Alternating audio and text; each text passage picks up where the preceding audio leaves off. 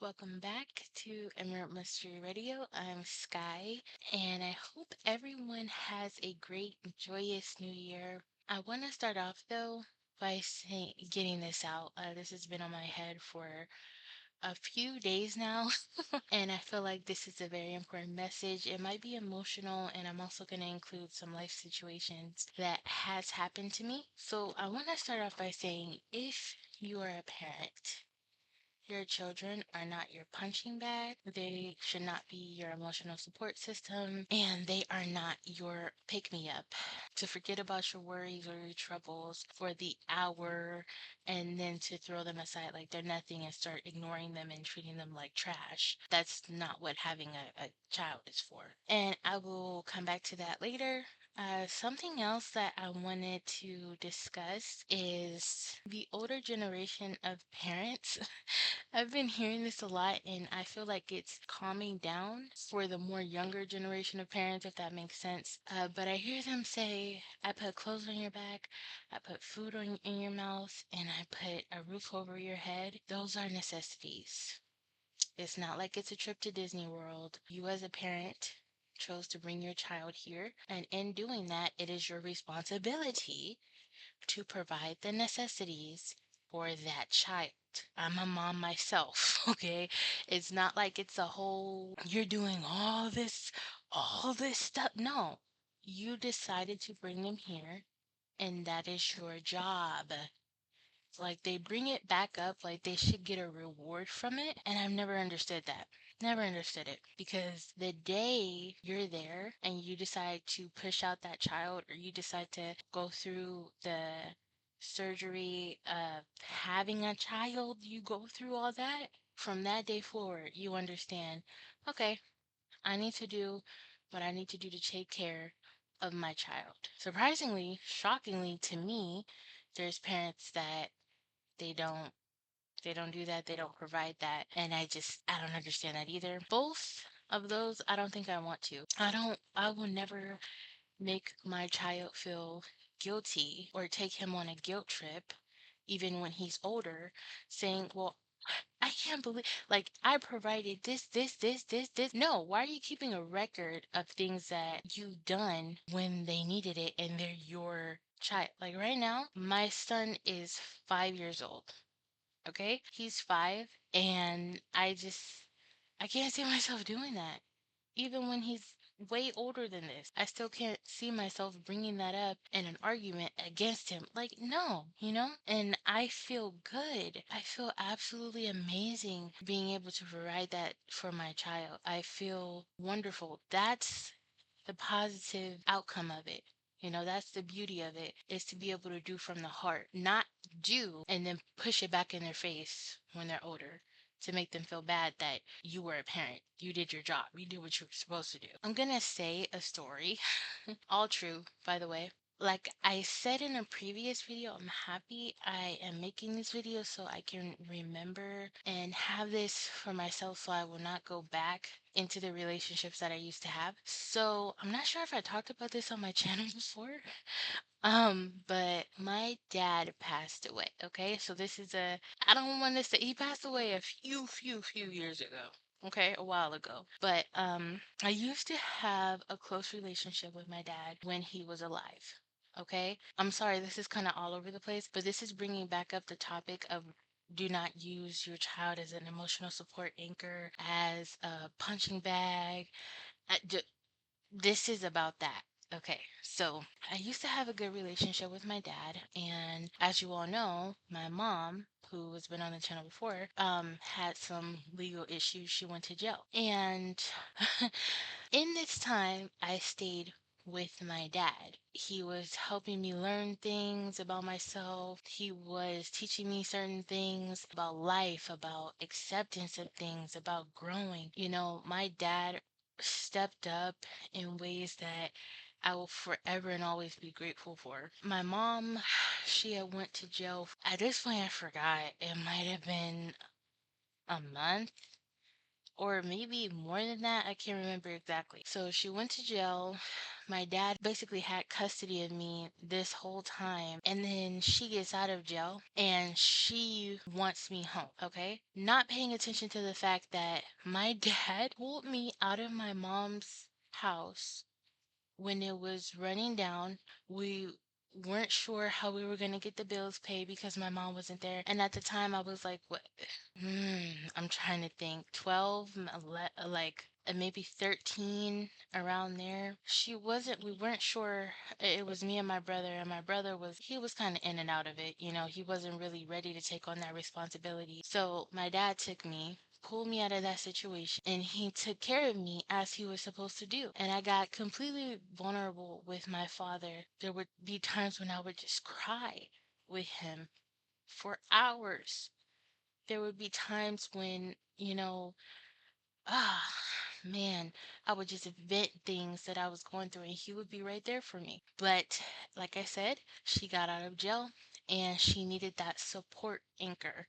She could not be back at her own home with no one there. My mother is very narcissistic. She's very selfish, and a lot of other things that I'm not gonna say. But she did not take into consideration my feelings, my father's feelings, um, how it would affect me. She just came over to my dad's house one day when she felt like it and said, "That's my daughter. She's been living with me before this, and I want her back home now." And my dad was like, "Okay, for one, it's the middle of the night. We're going to talk about this, and she can decide basically what she wants to do." It was kind of, he was leaning more towards that, but at the same time, he was like, "Well, you just got out of jail, and I don't know how stable you are right now. I don't know how stable you are." She was just not having it. So, you know what my mom did? In the middle of the night, she called the cops on my dad. Keeping all that in mind, my dad is actually the one that taught me how to send messages to my mother. He is the one that taught me how to send her money. All of this after he passed away actually came in handy because she went to prison. In that time, she went from jail to prison. And in that span, he did pass away. But I used what he taught me to keep in communication with her because I had no idea. He taught me a lot of things about life and also about how to keep in contact with my mom. And through all of that, he still did not allow me to take her name down, like, talk bad about her. He was still, well, you need to still be respectful. I just wanted to add that. Okay, she called the cops on my dad and demanded that I go with her. Now, looking back on this, I don't know why they released it. They released me back into the hands of someone that literally just got out of jail, still on trial. But they did. They said, okay, well, that's her mom. This is getting out of hand. She's getting loud. We don't really know what's going on. And at that point, when the cops showed up, I was crying. I hugged my dad and I was just like, I guess it's going to be what it's going to be. I don't really know what else I can do in this situation. So I went with my mom. And I feel like that not only broke down his manhood, because he was in control in that situation, and he had the right to be, because for one, I was his daughter, and he stepped up and he did what he was supposed to do, just for, the cops to take my mom's side, I guess because she was a woman. But at the end of the day, I was thinking about this over the past few days, and I said, wow, that night where she came back and basically violently like had me taken from my father's care, who was doing a damn good job, because before that it was like a back and forth custody thing. My dad gets me on the weekends, my mom throughout the week, was that type of thing. But it made me realize she didn't get me from my dad because she missed me, or she cared, or nothing like that. No. Because if she did, she would have taken the time to consider, this is my daughter. I love her. This is her father. I trust him. She had just gotten out recently. And needed to understand that that was a transitional period for me and for him, not to come with the police in the middle of the night, interrupting everything out of the blue when you've been gone for whew, knows how long, and just think everything is just supposed to go back to normal because you're a control freak and you want everything done in your way. She got me out of my dad's care because she needed an emotional support anchor. Emotional support, however you want to call it. She needed someone to wake up at 1, 3 o'clock in the morning when she had her episodes and cry to. She needed someone to vent to. She needed someone to yell at. She needed someone to control. She needed someone to invade their world and just try to take it all over. Try to take their identity. Try to take and just control everything. And when I thought about that, I stepped back and I said, "Damn, that's really messed up." All these years since that had happened, I thought it was really because she loved me and she cared about me. No, no, it was so she can use me as that emotional support, as that person to be there for her because I couldn't leave. I couldn't leave. I didn't have anywhere else to go. Could tell my dad I wanted to stay with him, but at that point he was in a way like no, because I don't want her to get the cops involved again. Like who does that? You were in jail. You were the one that turned our family upside down. And you're gonna come back and demand my father with the police to give me back over to you? For one, you were unstable, mentally not stable to take back the responsibility that you had before you went to jail. And even before you went to jail, you were still not stable. So I just do not use your children. Do not abuse them mentally or in any way, you know. Don't be selfish. Always consider them and how they feel. My mom was always a person, a jealous type of parent. Always.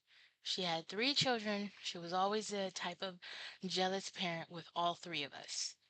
Okay? And I know this channel started as like I guess a mother and daughter channel or like a family channel, but like I'm tired of saving face because I've gone through my trauma and it's time for me to let it out and let it go. And that's exactly what I'm going to do. This is my life. This is what people around me forced me to go through. And I'm sick and tired of sitting and being quiet about it. What happened in my childhood, the certain things that my mother would do is not normal. Okay?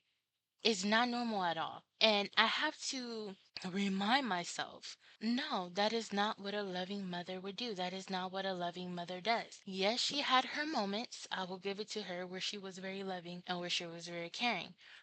But, but that was not the 24/7 mom, which is how it should have been. Another issue that I have is kind of like the same when it comes to not using your children. Just because you have them doesn't mean you control their life, their future. It doesn't mean that you have rights or ownership of them. They're their individual person. And just because you have them, it doesn't give you a right to treat them like they're nothing. It doesn't give you a right to, just disrespect them whenever you want, treat them like crap. No, that's not how things should be. That's very wrong. And I'm going to tell you another story. Back in the day, my mom was also in college. Okay, she went to college. She got her PhD and everything, which is great. But during the process of her getting her PhD, us in the background, we were going through absolute hell. Okay, my mom had custody of my nephews and me. Okay, there was one day where she was writing our paper and I guess the lights went out. Me and my nephews were in the living room. The breaker for the lights are in the basement. She thought, oh, these people, or they really, with their negative energy, turned off the power of the house. They turned off the power. They did this, that, whatever. We got yelled at for hours because she assumed that we somehow turned off the power when we were nowhere near it, placing the blame on us just to have somebody there as a punching bag to place the blame on. Now, I still remember that, how aggressive she was. She was very aggressive. She was very frantic. She was very all over the place. She was very speedy. She was very, like, it was scary. Seeing someone go through that, like, I get it. You were writing your paper, you don't know if it could be saved, but she had no right to take that out on us because we had nothing to do with it. Placing the blame, it's like, especially in that type of situation, I don't understand. And I'm kind of happy that I have these as an example because I know what type of mother to not be and what's not okay. I remember that. I remember the fear. I remember how I felt in that moment. And I know now as an adult, hey, when something happens and I'm around my kid is with me, first things first, it's not his fault. I don't even have to remind myself that. I know that automatically. Like, that's not even a question that's in my head, that's in my cipher. Is it my kid's fault? He did this, he did. No, no. That's wrong. Let me take a step back. Let me evaluate the things that are around me, the things that are going on. Let me be mentally competent in this moment. Not even in this moment. Let me be mentally focused, zoomed in on what happened. Try to find a solution instead of always placing the blame on something because it can make me feel better in the moment. And this is the last thing that I'm going to use as an example. Because for one, this is my channel and I have the right to get this out for myself. There was a time, and my mom's house, it was older. It's like a historical house with a chimney. And oftentimes, I don't want to say often, but every once in a while, every once in a blue moon, there would be a bat that came into the house. And this particular day, I think my mom was working on another one of her papers, coincidentally. And I was playing with my nephews outside. I forgot what we were doing. We were just having fun outside. And we came in, um, and there was a bat that was in the basement. Okay. Um, and I'm probably gonna get emotional about this. But there was a bat that was in the basement, and my mom came down. No, actually, we told her. She came down, and she said she was just, oh, okay. So you brought that in here. Now it's gonna be your job to get it out. So what does she do? And my nephews are like 5, 6.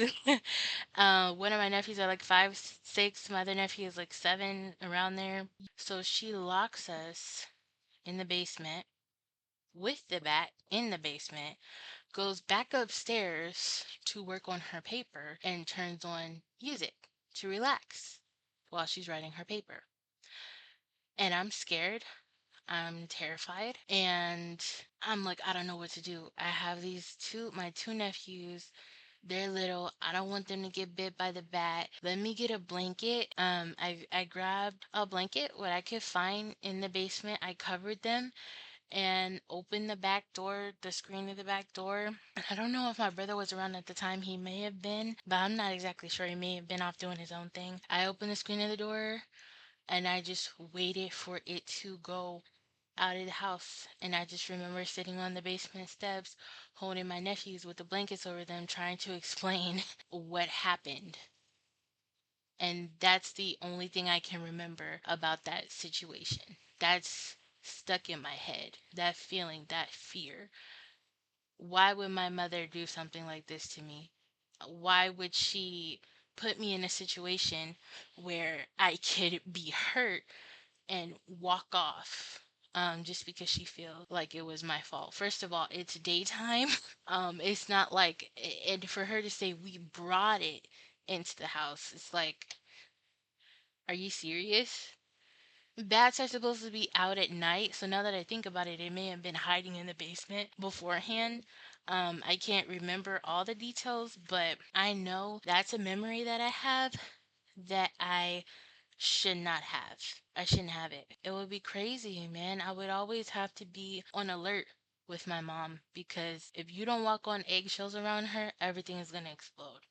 everything is gonna explode, man. If you're having a good day, if you don't do something in the exact way that she wants it done, boom, it all falls apart. Everything that you did from when you woke up to have a good day to that situation, practicing to be a better you, it was all in the trash. And it was to the point where I was so on alert with my mom, and just having all of these responsibilities thrown upon me as a child. I had to have the responsibility of even being some like a young parent, because when my mom was off doing her stuff, I would also have to help with my nephews, changing diapers, 4 o'clock in the morning, 3 o'clock in the morning, giving babies baths and all that other stuff. It was a lot for me as a kid. I'm not gonna lie, it was a lot. And when I went to my father's house, or my grandma's house, the only thing I would do the whole day was sleep. And I was only able to be there for the weekend. And when I was there, the only thing I did for like the first day was sleep. My grandma always was like, she's doing so much. She's going back, she's doing this, she's doing that. Her mom is having her do this, her mom is having her do that, and all of these responsibilities. And she comes here where she's supposed to have fun, watch her favorite shows, play outside, play with our a dog, because my grandma had a dog at the time, which I loved playing with. Her name was Foxy. I love Foxy so much. Um, but she was just surprised, like, why is she coming over here all the time? And the only thing that she's doing is sleeping. I don't I don't understand, that's not normal. And my dad would just be like, well, yeah, I mean, look at all the stuff she's going through. Look at all the stuff that's being put on her. I can't blame her. And they would, and I want to cry thinking about this, man. They would let me sleep the whole day. And I wanted to spend time with my dad. I wanted to spend time with my grandma because I miss them so much. They were my happy place in a lot of different ways. I used to love being around my grandma and my dad, but it's just so much. And I'm so grateful for this channel to get this out, to let anyone know, if you've gone through this, you are not alone. If you've gone through things similar to this, you're not alone. If you have a narcissistic parent, if you have a selfish parent, if you have or are dealing with anything like that, just know that it is not your fault. You did not ask to be here. And now that you're here, you're making the best of it. But do not let them guilt trip you into thinking you owe them anything. Do not let them guilt trip you into thinking that you have to sit and listen to them disrespect you for hours and belittle you for hours because they gave you a roof over your head and food. Like, there's more to life than having to sit there and deal with that abuse, that type of abuse, because at the end of the day, that's what it is. It's abuse. And it's sad. I don't think my mother will ever realize the things that she's done and confront them with herself. I guarantee you she'll always think, and she said this, I've done the best that I could, or I've done my part. No, no, you've done the necessities, and you may have played your part, sprinkled or proportionalized throughout the years, but it wasn't something that was consistent. It wasn't something that was consistent at all. And later on in life, I'm still dealing with those same issues, with that same thing, and it's okay to cut ties with those people, because they're not, at the end of the day, they're not good people, and they will always be the same. If you tell them that you are suffering through something, or that you don't like something, and they turn around and keep doing that same thing to you, they turn around, keep having the same issues with you, keep being the same neglectful person that they were before, it's okay to cut ties. Some people don't realize what it means to be a mother. Just because you push a baby out of your vagina or your body, however, doesn't mean that doesn't I mean, technically it makes you a mother, but it's the things that you do with that child, the things you teach them, the care, the love that you put into that child. That is what makes you a mother. And I try my best every day to break generational curses and to be better than my mother. I try every day. Every day I look into my son's eyes. I will not be my mother. I will be better. I will be I will be better. I will not put him through the same emotional fears, traumas, mental abuse that I was subjected to. No way. I want better for myself and I want better for my child as well. So, this kind of turned into a venting session, but thank you all for listening. You are not alone. If you are going through anything similar, you're not alone. And there's always light at the end of the tunnel. Don't give up. Things will get better for you. And until next time, stay natural. We're still here.